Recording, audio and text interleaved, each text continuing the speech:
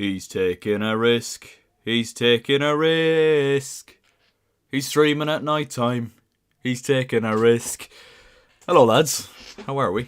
Welcome back to The Verdict. Let me just get my little sample stream up. And we'll get going. Hello, there's our notification. He's taking a risk. He's taking a risk. He's taking a risk. Brilliant. We're live, baby. We're live. So, let me just like the stream real quick. And if you're in the chat, make sure to like the stream. So, hello guys, how are you getting on? My name is Aaron Kelly, and welcome back to another episode of the Premier League Verdict. Like I said, we're taking a risk. We're streaming at night, but it's looking okay. It's looking all right. We're good for the minute. Touch wood. It stays that way. Internet is dandy. Last time I tried streaming at night, it was an absolute disaster. I think there was 2 or 3 attempts, all in the one night. But we're starting off okay. So for that and for that alone, drop the stream a like and subscribe if you are new. And up the chills. So I think we'll get into it then. I think we'll just get into it. We'll stop the pricking and the play acting. And we'll just get straight into it then. So, as usual, we have our green, yellow and red box here on the Premier League Verdict. Do I advertise it? Will we advertise it? I mean, see, this is the problem with me advertising this, right? What if the stream goes down and people are actually watching? That's always my fear. Fuck it, we'll do it. Before we jump into the boxes, we'll give people a couple of minutes to get in. And then we'll jump straight into it. So, I'm going to just... post on my stories real quick.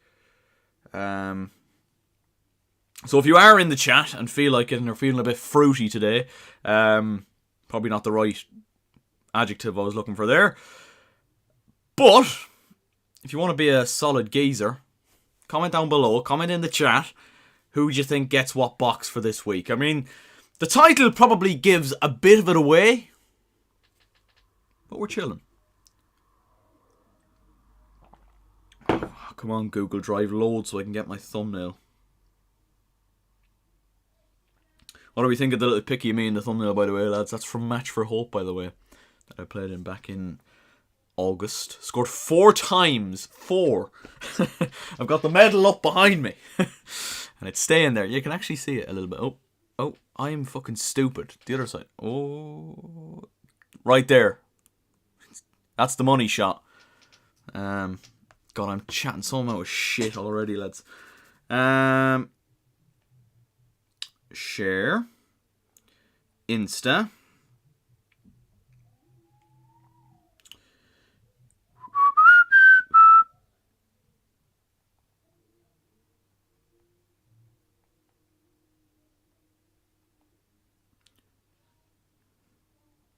Lads, give me a second. We're just loading the link.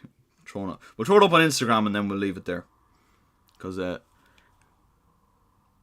it's late at night and I don't want to risk the internet losing its head with us. Oh my god, why is it taking so long? Do you know what? Fuck it. Who cares? Who cares? I don't. Do you care? You shouldn't. So, let's get started. Let's just cut the shit and get started, shall we? On our green box for this week. This is, and I'm not even going to sugarcoat it, coming from an incredibly biased perspective. What was that? Oh, fuck off, internet. Why are you doing this, man? This is the problem. This is the issue we're going to have. Hello, Mr. Lawler in the chat. Right, let's cut the shit and run through it. We're back on green. We'll stay on green, hopefully. It's coming from an incredibly biased perspective. Mikhailo Mudryk gets the green box. Hallelujah. Hallelujah. Mikhailo Mudryk with his first... the shite box should be for VAR and Simon Hooper. Interesting take. Mikhailo Mudryk gets our green box for this week after getting his first ever Chelsea goal. Well, certainly his first ever professional one. Obviously, he scored one in pre-season, but we don't count those because that's bollocks play. So Mikhailo Mudryk gets the goal, the opening goal. He only played 45 minutes, but it was an incredibly impressive 45 minutes. And I've got to highlight it because he's a player that is coming in with such a large expectation, which obviously comes from the transfer fee, and that's always going to be the case with a player of that magnitude and that money that he's come in for. But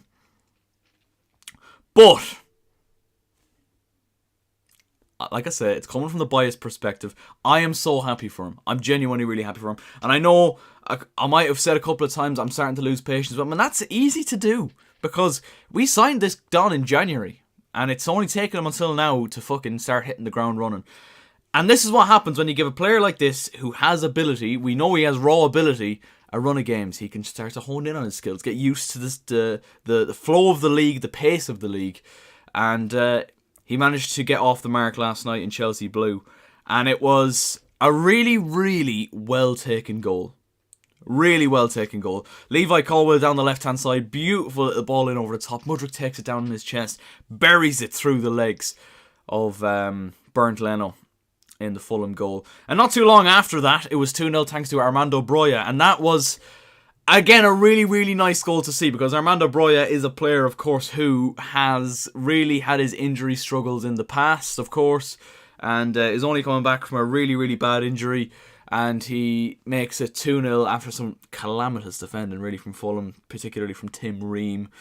But really, it was looking like we were getting our Chelsea back. Genuinely. And there was a couple of sticky moments before the end, particularly in the second half, where Chelsea kind of sat back a little bit more. Mudryk went off at half-time, which is why it's impressive that he's managed to get the yellow or the green box this week, because I think he left his mark. Mudryk played really, really well, got a brilliant goal, and hopefully this can be the start of something, and hopefully, even probably a bigger hopefully, is that he doesn't... that his injury, if it is an injury that he went off with last night, isn't a serious one, because we have been absolutely stiffed with injuries. We got the bold Dara Orm in the chat. Stinker of the week is Man United. Man United. Do you know what? Man United were poor, lads. Again. Yeah, another really bad performance. Really poor result against Crystal Palace. And United in a very, very sticky situation, it's fair to say. I know they're playing Champions League at the minute. I actually wonder how they're getting on. We'll have a quick little live update on that. It must be over nearly at this stage, is it? Champions League fixtures. Bayern Munich beating Copenhagen. Oh my god, Arsenal are losing to Lens. United are losing to Galatasaray. Oh dear. Oh no. Hoyland. Casemiro was sent off. Oh lads. If that stays that way, that's a shocker. That's a shocker. And Arsenal losing as well, which I don't hate seeing either. Quite frankly. Galatasaray winning 3-2. United, yeah. Okay, I'm only after seeing that now, lads. Sorry about that. Wow. Incredible scenes of glorious emotion. United losing in the Champions League. 85th minute. Give us an update, lads, actually, because I'll still be live when the full-time whistle goes in that United game. So give us a shout when that is officially confirmed that United have lost. They lost the weekend, of course, as well to Crystal Palace. And just these are just the kind of results that Man United get these days at home. But back onto the topic of conversation. I know people might say it's a little bit stinky for Mudryk getting the green box, but I'm just so happy that hopefully things are starting to go right for him. And overall, from a Chelsea perspective, a really, really solid performance. And I will say, it means fucking nothing whatsoever if we go out and fuck it up against Burnley before the international break. Burnley has to be a victory. I think Burnley won tonight, or were winning last I checked.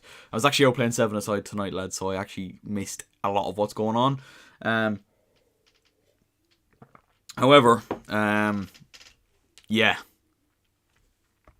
big result, but needs to be built on against Burnley, and needs to be another convincing performance, because obviously we get the 2 goals, but the maturity of performance to see it out, really, really important as well, and really encouraging from a Chelsea standpoint.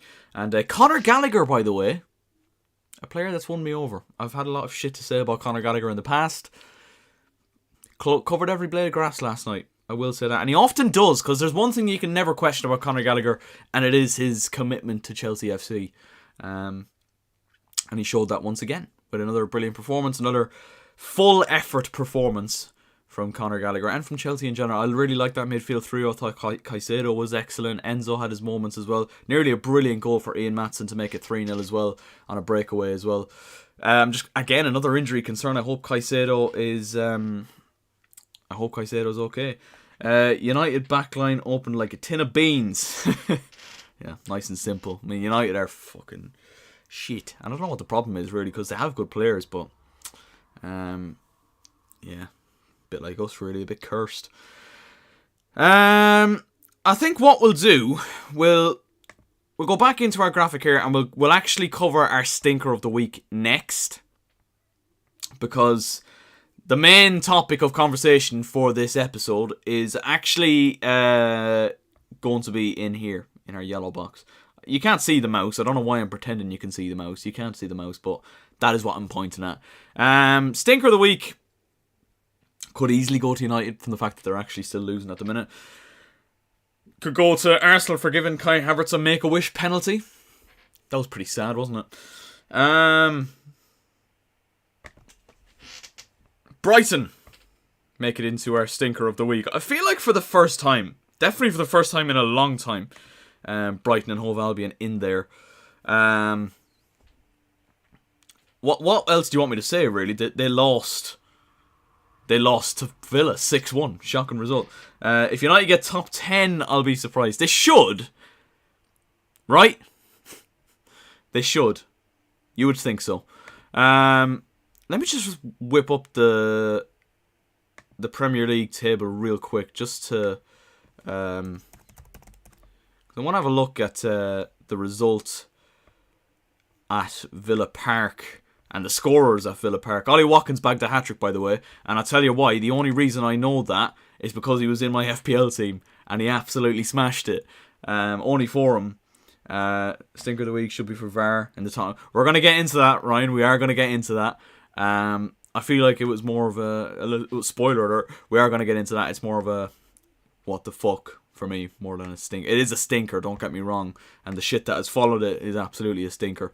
But a Watkins hat-trick, Estupiñán, Ramsey, Louise, and obviously Ansu Fati with a consolation goal. Although it's first in the Premier League, a consolation goal for Brighton. And I do think with Europe this season, playing twice a week, I do think there will be times where Brighton do get results like this.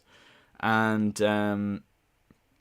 don't get me wrong, they're a fantastic team. I think what Roberto De Zerbi has done with them is incredible. And the fact they continue to recruit smartly, and as smart as they have been, is really something to be applauded, I think. But I do think they're going to get results like this. And Villa are a very, very, very good side. They really are. And I think it is a freak result in a lot of ways.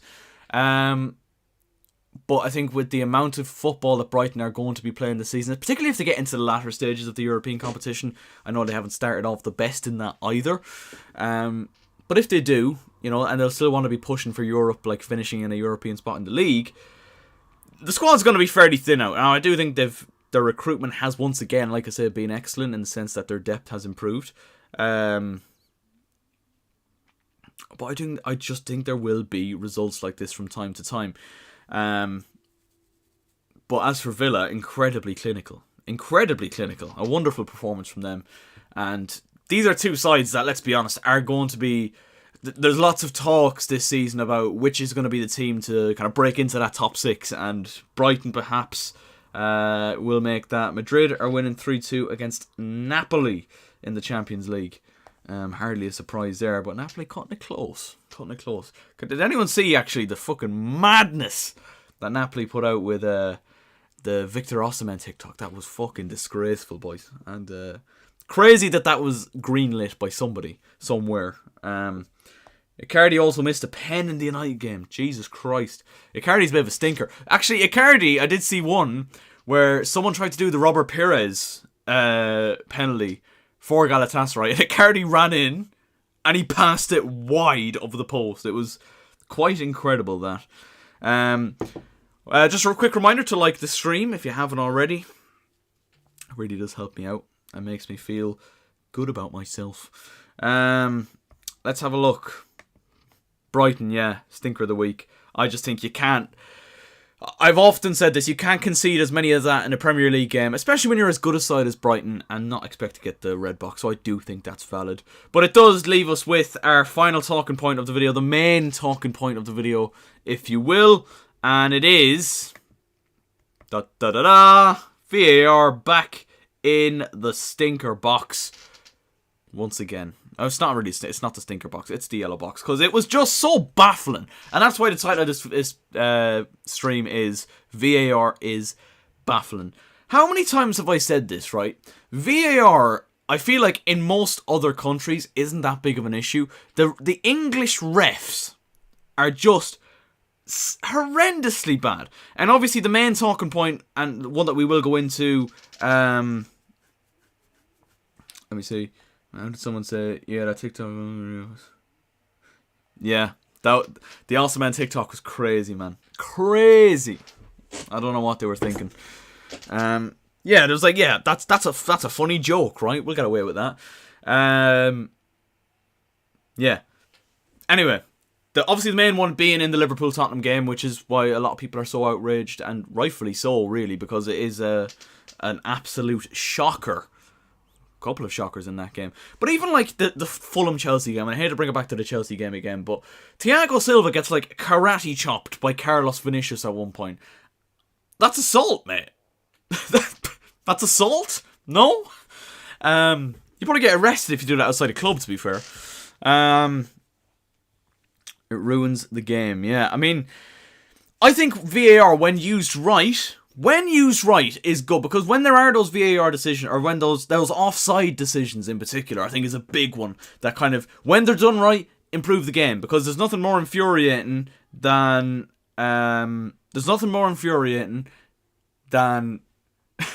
you know, scoring a perfectly valid goal and having a call like Armando Broja again. I'm talking about Chelsea, but in the Carabao Cup against Brighton, Broja was onside. He was in his own half when he started the run. You can't be offside. Fucking learn the rules, lads.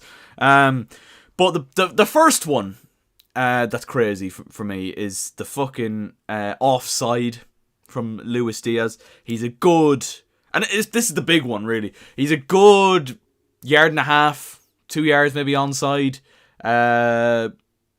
Very, very clear as day. The shortest VAR check in history. Because usually, and this is such a big complaint we have about VAR, is, oh, it takes the flow out of the game, they take too long over making decisions, yada, yada, yada. All valid arguments. But I don't mind that too much if, number one, it's a pretty obscure one, and, you know, some decisions are fairly clear-cut, and you look at it and you go, obviously, that's the way it has to be. But I don't mind them taking their time over decisions as long as they get it right. And sometimes with those offsides that are so fucking close, like we're talking millimeters, it is imperative that they take their time and get it right. The Luis Diaz one was done in what, 2 seconds? 2 seconds? They looked at it and went, yeah. And also there was audio released. I might actually try and get that up, actually, if I can. Just to have a look. I might try and get that PG. Obviously, there was a PGMOL statement put out acknowledging that they were wrong about the Luis Diaz thing, which, like, Gary Neville was defending them, saying, oh, they've said sorry. But that's bollocks. Like, I can't turn up to my job tomorrow, right, and go and be really incompetent and shitting it, and then go, oh, well, or do something that's a sackable offence, say, for example, and go, yeah, no, that's sorry about that, didn't mean that. Like, it's crazy. PGMOL audio. So if I can find this, I'll play it for you. We listened to it just before our thing. Here it is. Leave it though. Waiting, delaying. Yes. Give it. Coming back for the offside, mate. Just checking the offside, delay. Give a kick point. Let's go. Yep. Kick point, please. So here we are. Okay. Wait, okay. Just get a tight angle. Yeah, give me 2D line ready after as well for frame Right, 2 so after that. That's fine. Frame 2 then. Perfect. I've got the time on this. I clocked 2D line on left boot. Yep. Let me just Remember, switch I think angle. is- I think it might be this angle better. Hey. Happy with this angle? You organise, you don't, Yep. yeah? 2D line on the boot. 2D line on the boot. Yep. Okay. Wait, no, wait. So 2D line on the boot. And stop. I'll zoom Check in. complete. Check complete. It's fine. Perfect. Yeah. Off. Thank you, mate. Wait. What the fuck? They're clowns. They're fucking clowns, lads. Oh, dear. Oh, no. They're actual clowns.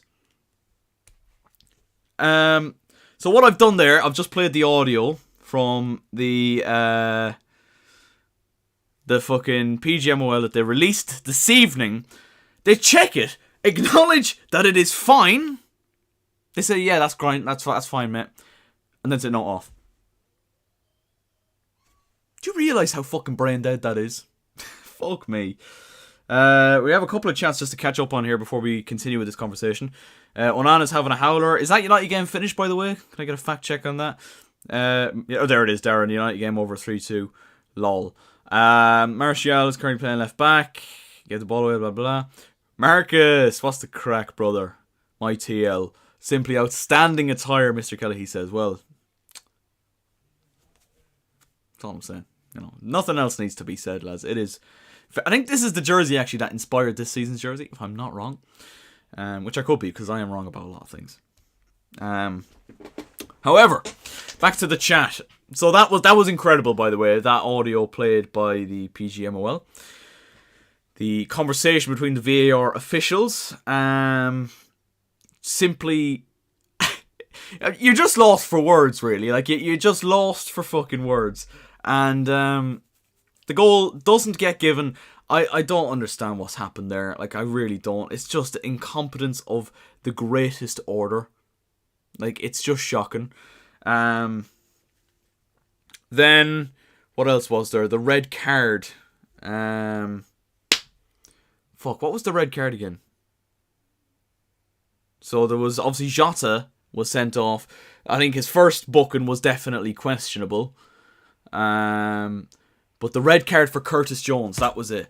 I said kind of a similar thing about the Malagusto one last week, which was, yes, he's endangered an opponent, but anyone who's played the fucking game knows that the movement there is completely natural. He's just slipped over the ball, and yes, he's caught Basuma high. But it's so fucking harsh, that is. It's so... Because they've taken a couple of frames, looked at it, and seen, yeah, it looks bad, and have gone, yeah, red card. And they've looked at the freeze frame. The freeze frame of it. It's shocking. It really is. And, as you all know, I live in a house pretty much full to the brim of Liverpool fans. I'm not the biggest Liverpool fan by any stretch, alright? But even the most biased of supporters surely can look at that and go, Jesus, boys, they've been fucking dicked over there. Like, come on. It's incredible. And obviously then, you know, salt into the wounds, they concede a 96th minute winner, thanks to Joel Matip deciding to absolutely twat one into his own top bins. Lovely finish, that, to be fair. And 2-1 was how it finished. Obviously, from a Tottenham perspective, you don't really give a shite. You've just claimed a massive victory in a fixture where they haven't had an awful lot of success in the last couple of years. Tottenham have the, and I do think it's a testament to the way Postecoglou has set them up. They're a proper fucking team now. Could be a lot to do with the fact that Harry Kane is gone, but Spurs, it's not a coincidence how well they're doing. They've brought in a serious manager. They have a young, hungry team. But I think even the most diehard of Spurs fans, they do exist, I believe, would say that Liverpool were dicked over the weekend. Big time. And this, like I said, this bollocks of coming out and apologising. Apologising? Sorry. Like, you don't want to get a fucking grip, to be honest. Like I said, you can't just be incompetent at your job constantly, by the way. Every fucking week there's something new. And even like I mentioned the Thiago Silva one, that won't be mentioned tomorrow or the next day because it's so minor compared to the shit that happened in the Liverpool game. How are Keena doing? Keena are fucking flying, lad. They're through to the intermediate final in 2 weeks, I think. But Keena are absolutely smashing it as usual. Yeah, you can't make consistent bad mistakes and keep saying sorry and keep getting away with it. That's the same at all walks of life. In any job you have, you just can't keep getting away with that. And that, ladies and gentlemen, is just the facts. That's alright, Dara. Thank you so much, buddy, for tuning in. Absolute legend. And we will chat to you very soon. We're actually going to wrap it up very, very soon here anyway. We've said what has to be said. VAR, in most other countries, it's completely fine. However, we have people running it that just having a fucking breeze what they're doing. So there's our boxes for this week, lads. We have Mudrick in our green box. I know a lot of people skeptical about that, but I don't give a bollocks. He has come through a lot of shit, and he put through a really good performance. Even in 45 minutes, he left his mark. Brighton in the red, because you cannot be conceding 6 goals and expect to not end up in there. And VAR just continues to outdo itself in every single aspect, and I just can't see it improving, honestly. It seems to be worse it's getting. I don't know, lads. I don't know. And like I say, I don't mind the inclusion of VAR. I'm not one of these people saying, VAR out. You just need to get refs that are able to fucking use it and decide what the right decision is. Because more often than not, they get it wrong. I did hear a conspiracy of someone saying, what if the refs get it wrong on purpose so the Premier League doesn't lose its watchability in it, and it's I've just seen a comment from Mark. Make a wish, Mudrick, my winger, my boy. He'll come good, and this is only the start. I believe in him. Yeah, I think bottom line is you just need officials in there that are going to use it properly and just be good at their fucking jobs. So that is where we're going to wrap things up this evening, ladies and gentlemen. Thank you so much to everybody who has been in the chat this evening. There was a little bit of a... Oh my god, we got 2 fucking twats coming in. I thought we were going to get a full stream without them. I guarantee you Zach's going to plug out the fucking internet on me now. Right. Well, come on then, you've come in, say something. Hello. Hello. Hello. You can finish off. We just came in for the outro. Fucking do it. Huh? Look at you coming on. Look at you, just fuckers. Anyway, thank you everybody so much for watching. If you did enjoy the stream. If you did enjoy the stream, don't forget to slap a like on it. And subscribe if you're new. Crinkle Bottoms Crusaders. Episode coming out towards the end of the week. So that is what you're looking out for next. Hopefully doing a football video the weekend. Obviously weather dependent. But yeah, thank you so much for watching. And we'll see you next time.